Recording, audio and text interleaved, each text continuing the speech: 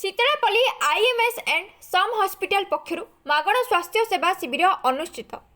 बहु रोगी जोगदे कराइले स्वास्थ्य परीक्षा, मागणारे पाइले औषध, सम हॉस्पिटल को जणाइले धन्यवाद। गंजाम जिला कविसूर्यनगर कोमटी साही रघुनाथ मंदिर निकट नूतन पेंठ घर ठारे कलिंग वैश्य महिला संघ अनुकूल आईएमएस एंड सम हॉस्पिटल पक्षरु मागणा स्वास्थ्य सेवा शिविर अनुष्ठित होइथिला।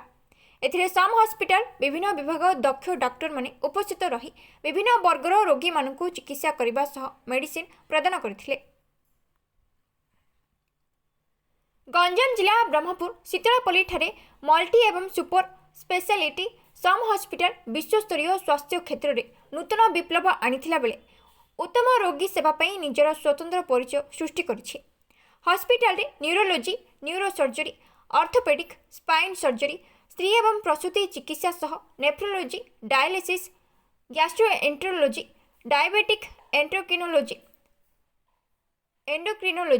हृदरोग, शिशुरोग, कर्कट, चक्षु रोग ठारू अनेक विरल रोग और अस्त्रोपचार करी अनेक जटिल रोगर उपचार कर जाउथिबा भाबे विभिन्न अंचल में मागणा स्वास्थ्य शिविर करी रोगी मानकु स्वास्थ्य सेवा जोगाई देउछि।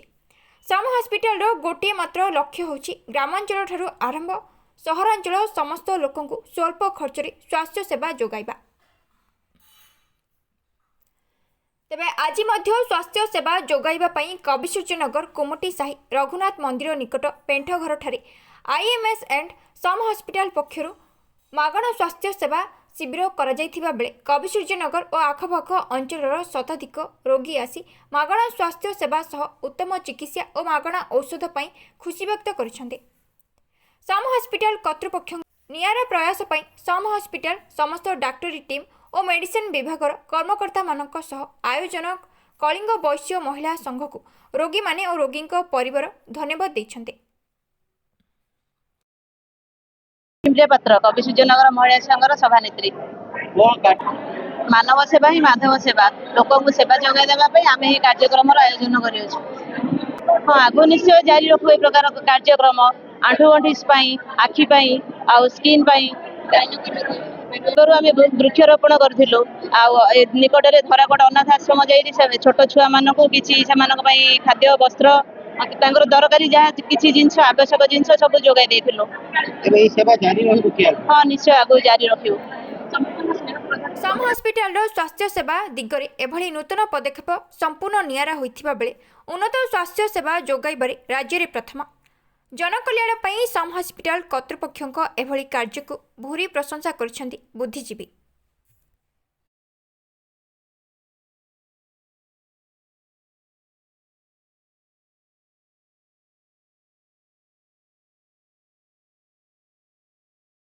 ब्रह्मानंद आचार्य कविसूर्यनगर गंजाम जड़े स्वेच्छासेवी तृप्ति लाभ करेतु सम हस्पिटाल आम भुवनेश्वर बुझीलु कि आज शीतलापल्ली आज कविसूर्यनगर आम पाखु पाइबार आम बहुत खुशी लगुच। चिकित्सा पद्धति व्यवहार मत बहुत भल था। विशेषकर जो कलिंग वैश्य महिला समिति तरफ जो आयोजन कर कविसूर्यनगर कलिंग वैश्य समाज को धन्यवाद। खास मेडिसिन जहाँ पाइली जो 4 राति शोई नी बहुत खास होता से तो मेडिसिन पाइली बहुत खुशी लगुच। सरकारी मेडिसिन नहीं कि फ्री मेडिसिन नहीं भल प्राइवेट मेडिसिन नहीं पाई। ए रश्मिता पात्र कविसूर्यनगर महिला संघर जड़े सभ्य एवं आंचलिक महिला संघर सेक्रेटरी। वर्तमान आमर यहाँ गोटे सोशल वर्क जोटा कि मानव सेवा माधव सेवा से मानव सेवा को आम आखि आगे रखी आज आम एत बड़ कैंप टी आयोजन करूँ। ए कैंप टी आमर सेक्रेटरी बहुत इच्छा थिला एवं तांको पुओ जी कि नुआरे गोटे सम अल्टीमेटली योग्यतावान छात्र होगी बर्तमान से पाई जॉब टी तरफ आज ये कार्यक्रम टी आयोजन होती कि आम से संपूर्ण भाव साहाय्य और सहयोग करूँ।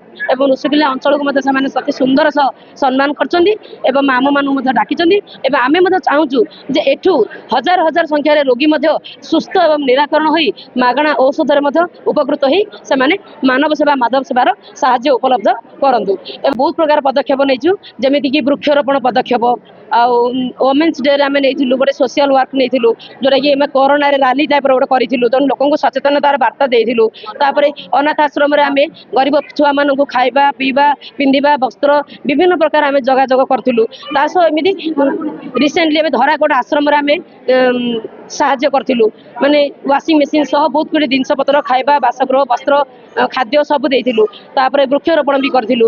ଏବେ ଆମର ଏଇଟା ହେଉଛି ଯେ ଯେଉଁ ସୋସିଆଲ କ୍ୟାମ୍ପ ହେଉଛି, ଏ କ୍ୟାମ୍ପ ଆମର ଦ୍ୱିତୀୟବାର ହେଇଛି। ଗୋଟେ ଫାର୍ଷ୍ଟ ହେଇଥିଲା ହେଲ୍ଥ କ୍ୟାମ୍ପ, ଏବେ ଏଇଟା ଗୋଟେ ସେକେଣ୍ଡ ହେଲ୍ଥ କ୍ୟାମ୍ପ। ସେଟା ଅଞ୍ଚଳ ତରଫରୁ ହେଇଥିଲା ମେଗା ହେଲ୍ଥ କ୍ୟାମ୍ପ, ଏଇଟା ଆମର କଳିଙ୍ଗ ବୈଶ୍ୟ ମହିଳା ସଂଘ ତରଫରୁ ହେଉଛି, ଯୋଉଟାକି ଆମର ବହୁତ ସୁନ୍ଦର ଭାବରେ କ୍ୟାମ୍ପ କରାହେଉଛି। 7ରୁ 8ଟି ଡକ୍ଟର ବି ଆସୁଛନ୍ତି, ବହୁତ ପ୍ରକାର ଲୋକ ଏଠି ଉପକୃତ ହେଉଛନ୍ତି। ଆଉ